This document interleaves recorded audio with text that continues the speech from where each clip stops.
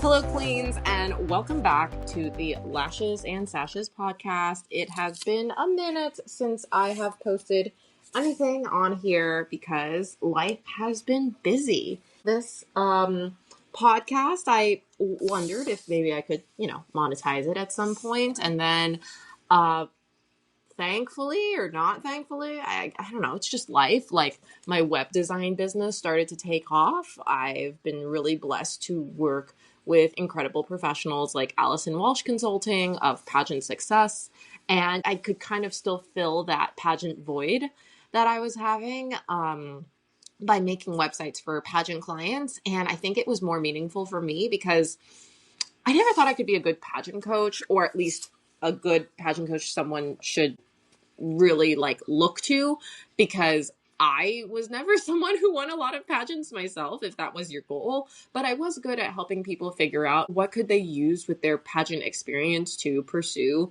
other careers, whether it was corporate or modeling or more in the nonprofit space. That was something where I really thrived in. And I know that building websites for them, I could do the same thing, because then I create their media campaigns or their media kits when they are pursuing the influencer route, or their portfolio if they're deciding to become a model, or even their resume if they're looking into law school, or they are already professionals or have their own consulting or business brand that I can just further elevate with. So I am just really blessed to be living my dreams now. And it put Lashes and Sashes on the side in terms of me interviewing guests and things, but I still had my own voids of pageants where I really missed being on stage and being dressed up and being glamorous. And I noticed that when I was doing Miami Swim Week. I actually tried to record an episode during that time talking about how much I missed pageants and what kind of pageant I should do. And it really was God's timing that I, during that season, received a message from my national director, who was also the one who got me into competing at Nation of States. Again, most underrated pageant ever. And before Nation of States, he was the director of Miss Earth USA and Miss Grand USA, and has since sent me to many incredible international pageants representing the US. So I just absolutely love the Nation of States system and the people that are involved and what they stand for and who they are.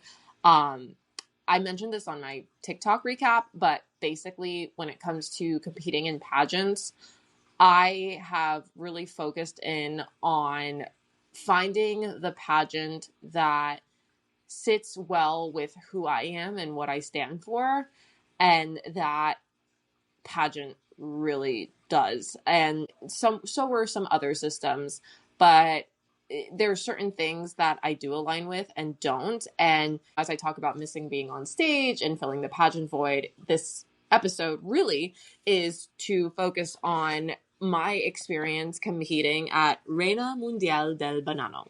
And if you don't speak Spanish, that means queen of the world of bananas, because where we had our pageant, Machala, is the banana capital of the world. It is such a big industry in Ecuador and overall in South America. But we were essentially the participants had to be part of banana exporting countries. We went to banana plantations, and the port where they ship, it was 75% of the stuff they ship is bananas. They have refrigeration systems for them. And, yes, the banana industry is super important for this community and overall the world. But back to the pageant, I was kind of being a little silly, yeah, I'm the banana queen of USA. Just because bananas here, at least in our pop culture, are known as a fun, silly snack. Whether it's that mascot from Peanut Butter Jelly Time, or or the banana wall art in Miami. When people are dressed up as a banana for Halloween, it's silliness. So I am a very silly person. And so that's kind of like my approach to it. But no, I was wrong. This Latin beauty pageant, like any other Latin beauty pageant, is taken seriously. They are not meant for the weak. They and I took for granted, like, oh, you just dress up and look pretty and stand there. No, it is a serious job. It does take a lot of energy and stamina. I think on the third to last day of our pageant, 4 girls passed out. Okay. We every day had about 3 to 5 hours of sleep. And we would wear anywhere from 4 to 5 inch heels pretty much everywhere we went. We were glamazons. We had to be on full hair and makeup glam, which is also why we couldn't sleep so much. Like, even to get to the makeup room, we still had to have our hair and makeup done with high heels. It was only towards the end that people were starting to get sick and pass out that they were like, okay, sports clothes for rehearsal only. Please wear sneakers. Or like, if you're feeling tired, please switch to sneakers. Like, they started to see the effects of it. And I think the reason why this pageant is owned by the government of El Oro, which is the province. So provinces are kind of like states in the US. And Machala is the city that is that banana capital. But we had to be really fabulous. And they would have, in our schedule, we would have 3 events that we would go to, which is pretty typical. Like 3 events and then rehearsal and something else. But then, because this is a big festival and fair and thing, those 3 events would suddenly become 8 events, and we would have to go to 8 different appearances and even go either back to our hotel and dress up or even change in the bus into a different outfit to go to all these places. It was almost like we were shooting a commercial campaign for all of these places we were going to, and we would receive gifts from all of these areas as well, do like a little introduction photo op, explore the thing. Something else that was different for me now that this was my 8th international pageant is the chapter of my life that I'm in. When I started, I was a college student. So I think I missed like 1 week of school, and then it was Thanksgiving break. Then I had kind of a gap year between college, and then I studied abroad like maybe 1 year later. So I took that time to do some international pageants during the summer and fall. And then I had my corporate job. I think I only did 1 international pageant during my corporate job, because the other times I was competing for Miss Florida USA, and that's only about 3 to 4 days. So I just took a few days PTO, not like a 2-week duration. And now that I'm out of corporate and in my entrepreneurial era, if you will, this is my first time running a company while competing internationally. And I think it's like, people think when you have your own, you're your own boss, yes, you create your own schedule, but you only, or at least for me, I can only make the more money when I do more work.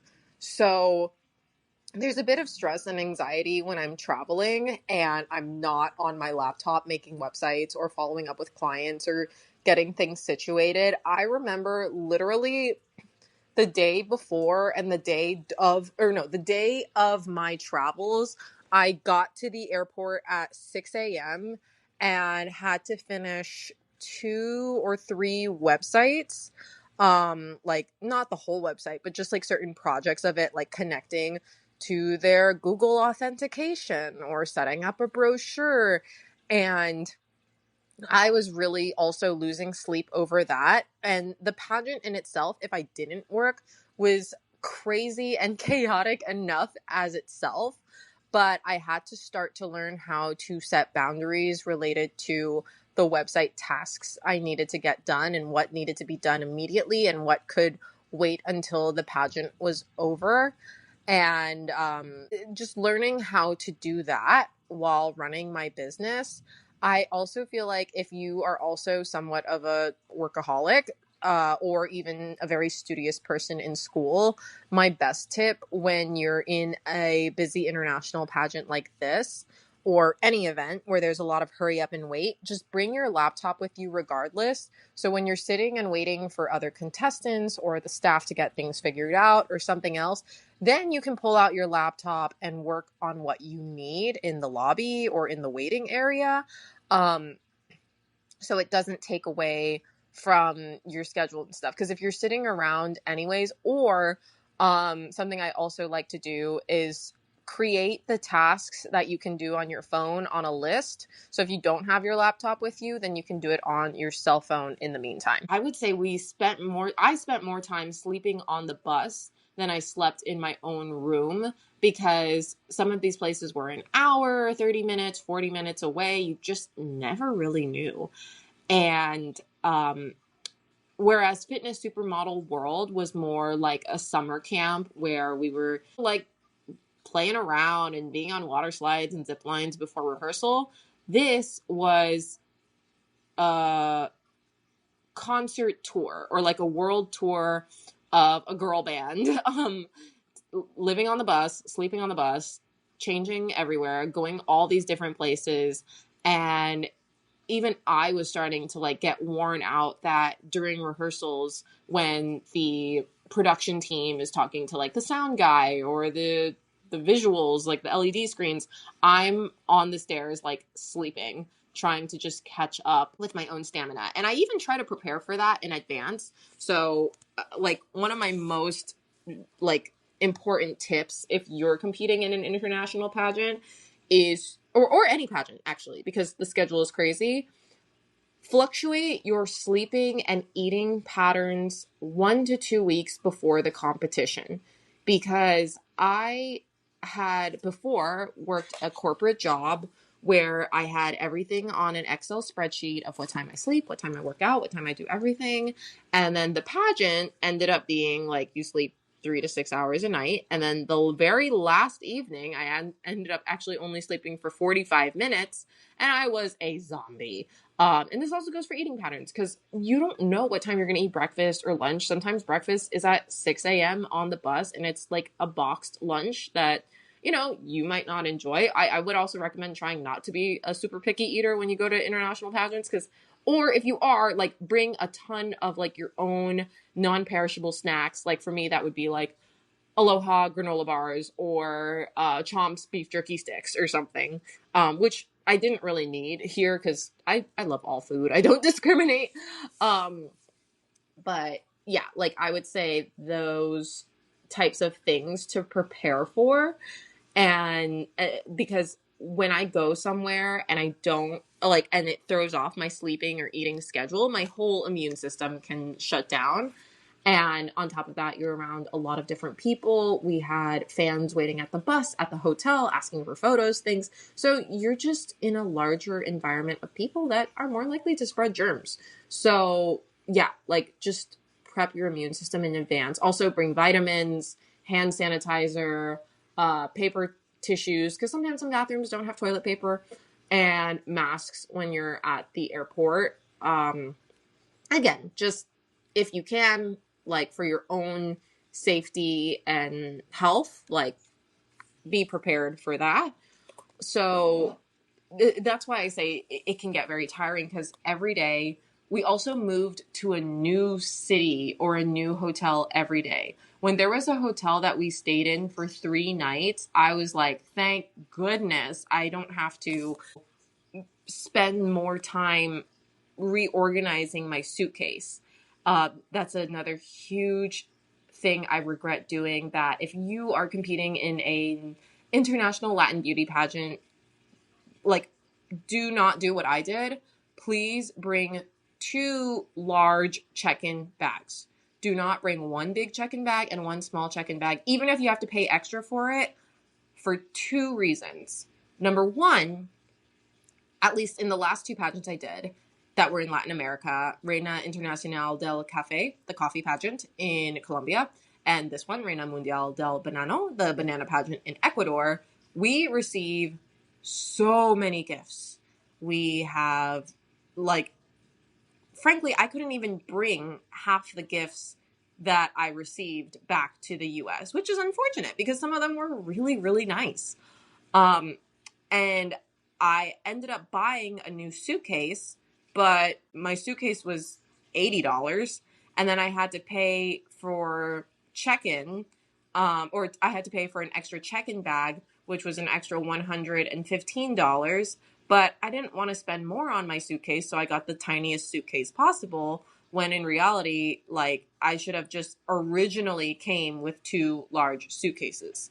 The other reason for having an extra large or like two large check-in bags, especially if you're trying to be a light packer like myself, is because when we travel from one city to another city to another city, they had requested us to rearrange our bags so that we had to take one bag only of our like the things we're going to wear that day. So it's like a formal dress, a casual outfit, a casual fancy outfit, along with all our toiletries. If you have more bag space, you just have more space to organize what is what outfit for each day. What it may be a space specifically for everything you use every day. So that could be your makeup, your toiletries, your vitamins, your little bags. Oh, also always have a little handbag with you to carry your cell phone, room key, and essentials.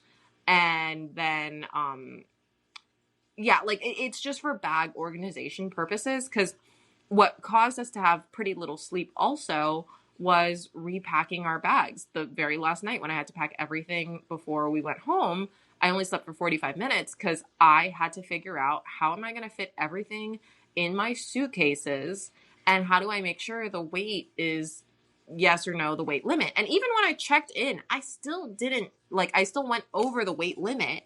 And they're like, okay, you either have to pay extra $100 or take 3 kilos out. And I'm American. I don't know what kilos are. And I was on a reality show for being, quote unquote, so freaking cheap. So I refused to pay an additional $100 from my $100 check-in bag and stuff. So I had a red fur coat and a few other outfits that I had worn for the competition. And I just took those out because I was like, I think those are the heaviest items. And I carried them throughout my entire travels, in my layover, in my flights, whatever. It ended up being a good blanket for me at least.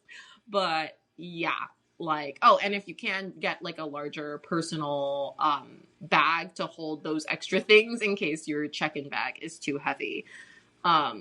Yeah, I know that was a lot to talk about with bags, but please don't do what I did for a Latin beauty pageant. The gifts we received were incredible. We had Carolina Herrera sunglasses, cashmere scarves, designer dresses, designer tops, like such cute outfits.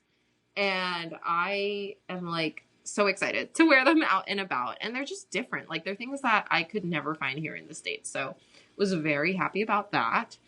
Oh, I guess something that people want to know is the results. I did not make top 10 or win any like additional title or something, and that was totally cool. I wondered, I was like, I might make top 10, I might not, I don't really know, because I had the last two pageants I did, I was first runner up, and it's just a very different thing that they were looking for.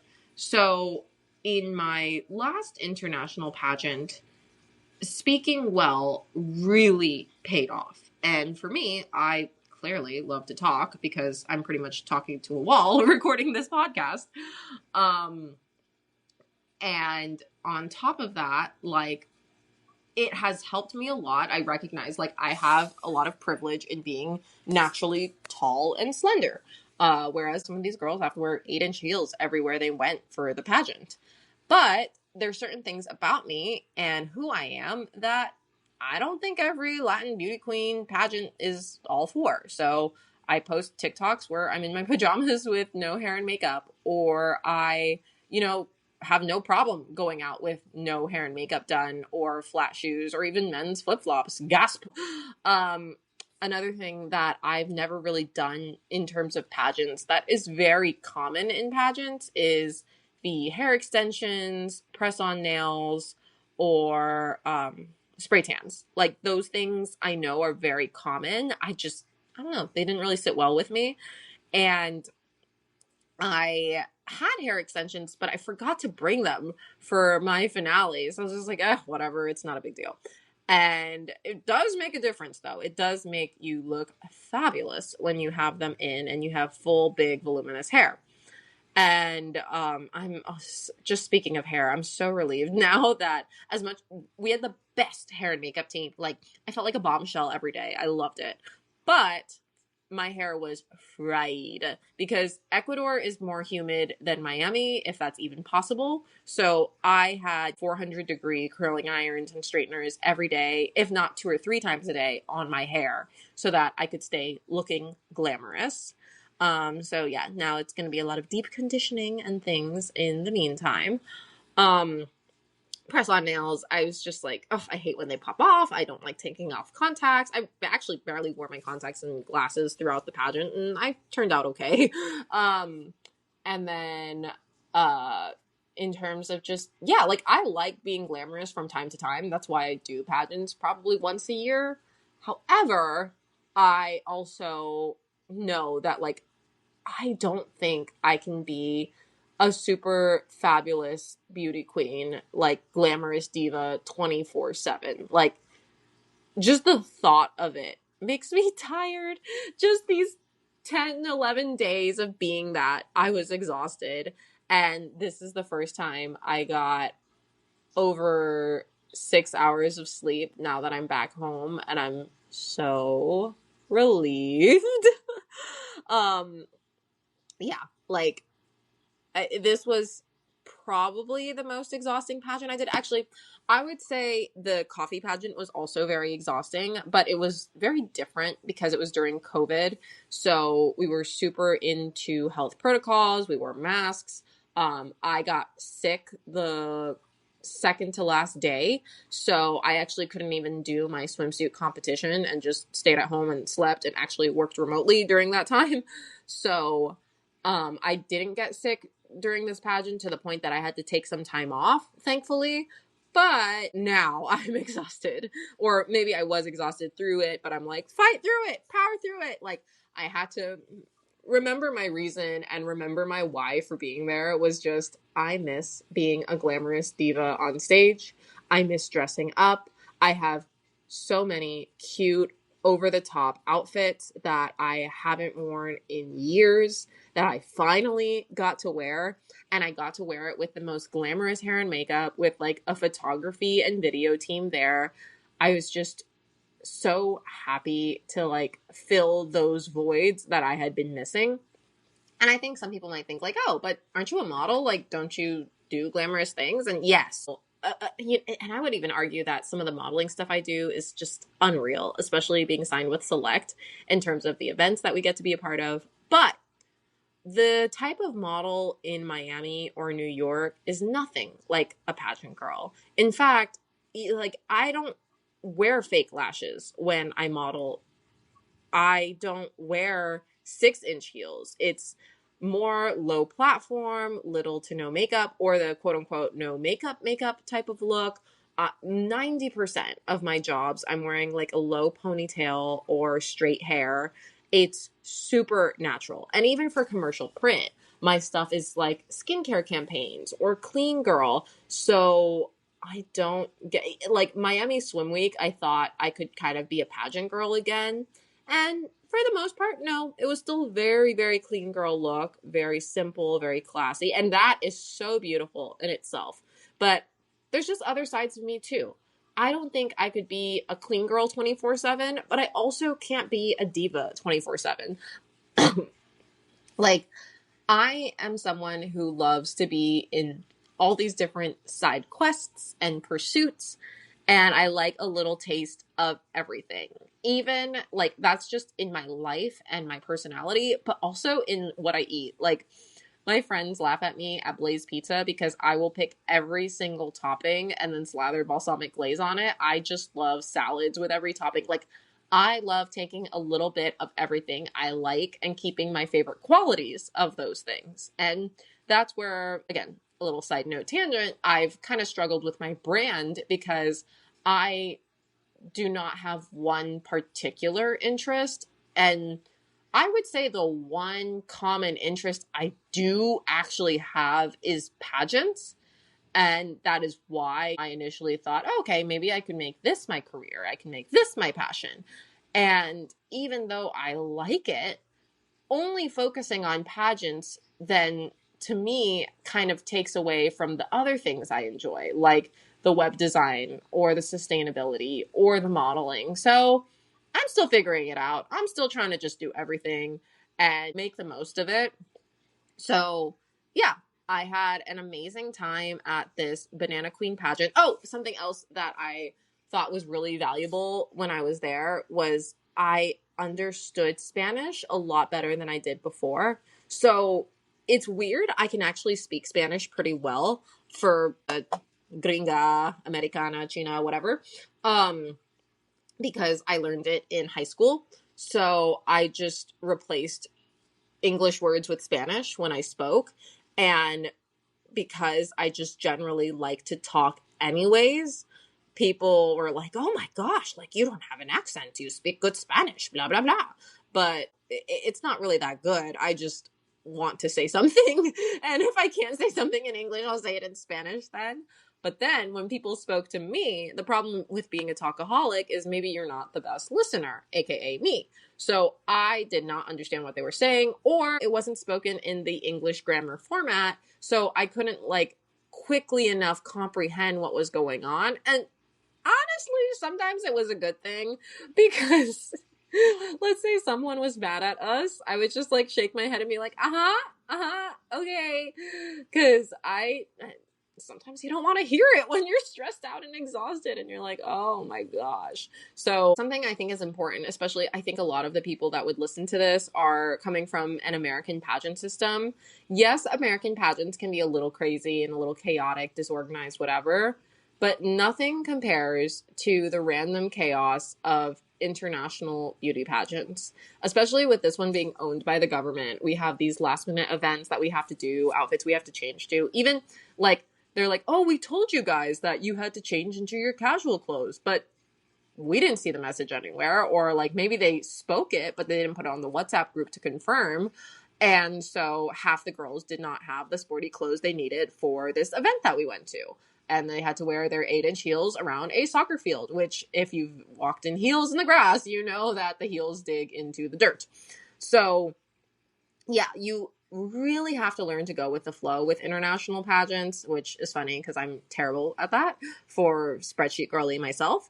But at least when I'm in pageant mode, I kind of already go in knowing that. And I'm like, I'm not going in with this goal of like, the crown is mine. I'm just kind of like, oh, let's have fun. Let's dress up. Okay, whatever. But there were certain things like there was an interview part of the costume competition, which I ended up missing because it was during our prep for backstage getting ready and getting glam. So just if it what's meant for you will not pass you by. And that's how I kind of go about with the entertainment industry and things that I do that require rejection.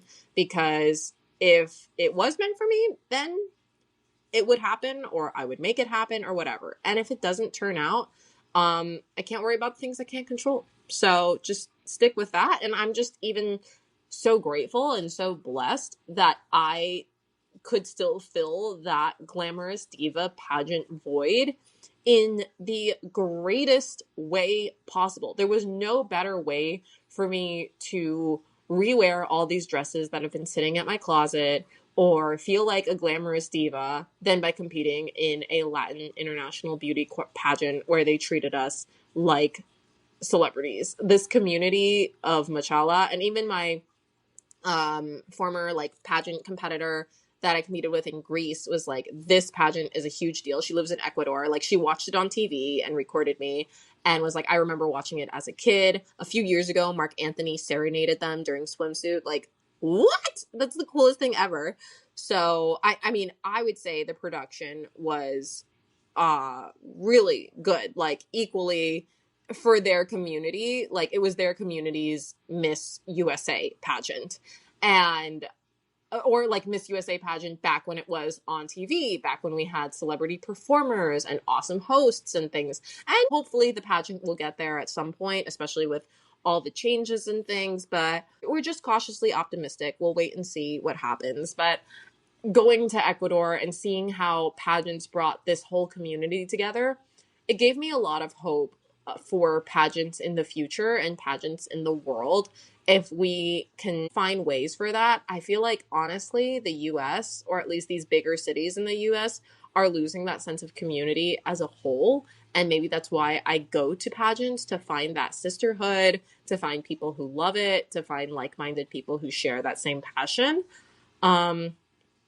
Yeah, so I guess I will leave on that note in hoping for the best in the world of pageantry. I hope this podcast might inspire someone to explore more international pageants or pageants as a whole, because they are my favorite hobby. They are my sport. They are my first love. And I just think that they can change so many people's lives if they choose to use it as the launch pad to anything and everything they set their mind to. So signing off, I am your Reina. Oh, sorry. Nope, not signing off yet. So we had, this pageant even has a theme song. I believe it's like, this pageant is 60 to 80 years old. So there's a lot of rich history behind it. And we would constantly be singing it. It was so cute. It was so much fun.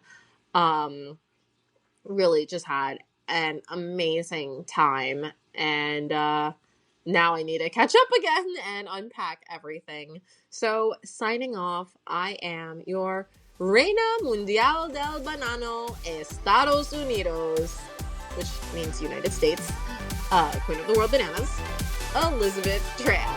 Thank you guys.